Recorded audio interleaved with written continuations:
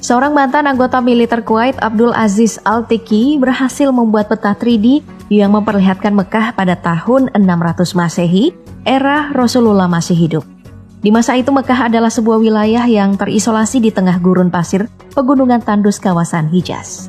Di mana di Mekah kala itu terdapat 7 kawasan Bani, yakni Bani Taim kabilah di mana Abu Bakar berasal, Bani Makhzum, kabilah asal Khalid bin Walid berasal, Bani Adi, kabilah di mana Umar bin Khattab berasal. Ada juga wilayah kedua Bani Adi, Bani Syam, kabilah Utsman bin Affan berasal, Bani Hashim, kabilah di mana Rasulullah berasal, Bani Amir, dan area Ka'bah yang berada di tengah yang menjadi pusat kota. Ka'bah kala itu masih ditutupi kain berkualitas tinggi bernama kiswah yang bercorak dan berwarna beragam. Di depan Ka'bah terdapat sumur air Zam-Zam. Ada wadah minum dan tempat mencuci. Di arah samping Ka'bah terdapat Darun Nadwah, tempat para petinggi berkumpul dan bermusyawarah di masa pra-Islam.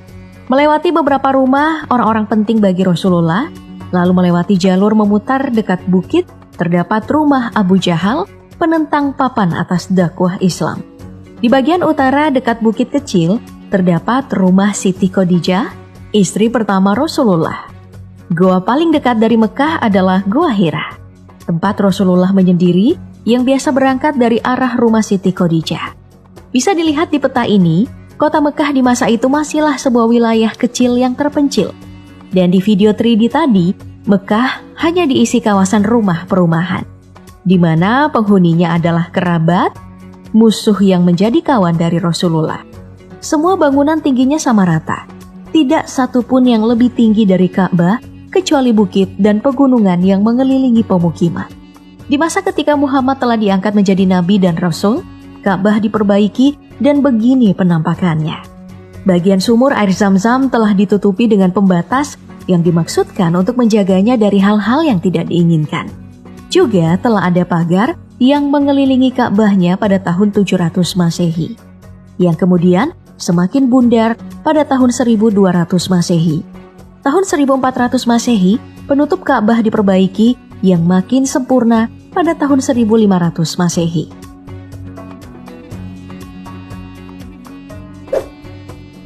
Pada abad 18, kompleks Ka'bah ditambahkan pagar yang makin bagus, berbentuk kubah-kubah kecil dengan beberapa menara.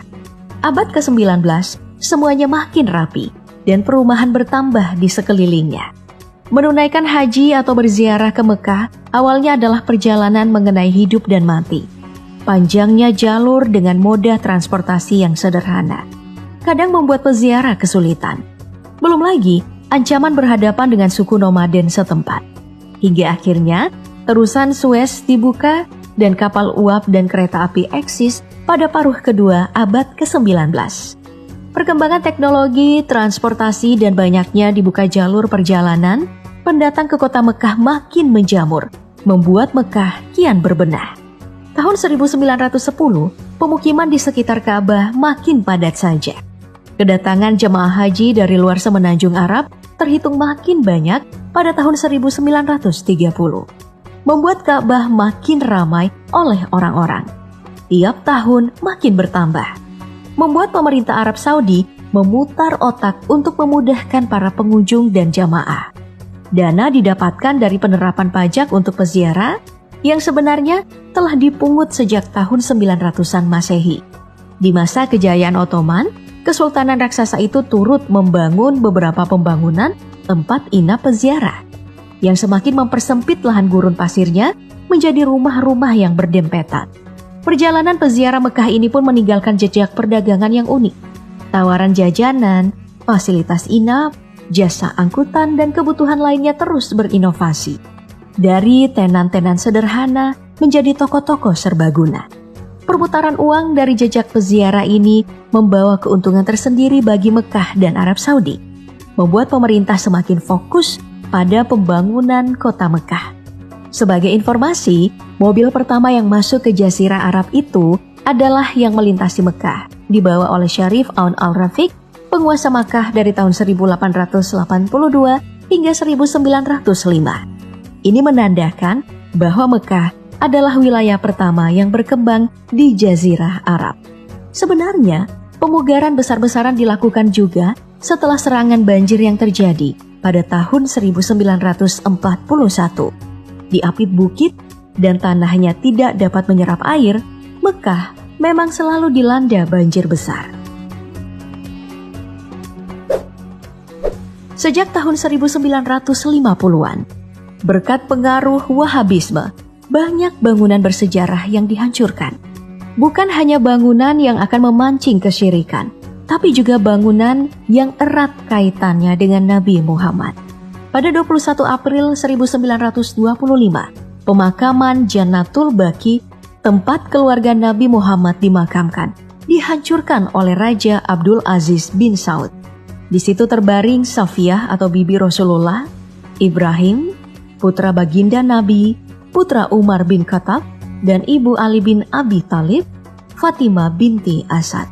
Dari laporan The Guardian, rumah Khadijah sendiri telah jadi toilet dan rumah tempat tinggal Nabi telah menjadi perpustakaan. Itu terjadi saat perluasan area Masjidil Haram dilakukan. Yang paling memilukan bagi umat muslim adalah rencana penghancuran makam Rasulullah untuk perluasan Masjid Nabawi. Juga ada Hotel Hilton berdiri di lokasi rumah Khalifah pertama Islam Abu Bakar. Mengutip Time, lebih dari 98% situs sejarah dan keagamaan kerajaan telah dihancurkan sejak 1985. Dan sekitar 95% bangunan berusia lebih dari 1000 tahun di Mekah dan Madinah telah hilang untuk perluasan Masjidil Haram. Demi tempat yang luas bagi peziarah dan calon haji yang jumlahnya makin ampun-ampunan. Bahkan, kunjungan paling besar tiap tahunnya adalah yang ada di Mekah, Madinah. Hingga akhirnya di masa sekarang atau di masa modern saat ini, kota Mekah yang awalnya adalah wilayah yang terisolasi di gurun pasir, berubah menjadi kota yang dipenuhi bangunan-bangunan menjulang tinggi. Salah satunya adalah jam terbesar di dunia, jam yang berada di kompleks 7 hotel pencakar langit di Makkah, Abdraj Al-Bait. Jam bernama Makkah Royal Clock Tower ini dibangun di tahun 2012. Terletak pada ketinggian 600 meter di atas bangunan 120 lantai dan berdiameter 43 meter. Jauh lebih tinggi dari Ka'bah. Transformasinya cukup signifikan. Dan itu belum seberapa dibandingkan dengan rencana pembangunan di masa mendatang. Seperti yang diketahui, Pangeran Muhammad bin Salman punya rancangan kota futuristik bernama Neom, yang direncanakan akan dihuni tahun 2024, dengan memindahkan pasir dan gunung demi pembangunannya, dan menghilangkan ruang hidup warga. Dan untuk kota Mekah sendiri, di tahun 2023 akan dimulai proyek pembangunan Jalan Mekah. Infrastruktur yang menopang kebutuhan kota 100 tahun ke depan. Ini bersanding dengan visi Saudi 2030 yang jadi fokus MBS. Proyek Jalan Mekah ini menghubungkan Jeddah Makkah Expressway langsung dengan Masjidil Haram. Dibangun di atas lahan seluas 1.250 juta meter persegi dan panjang 3,65 km dan lebar 320 meter.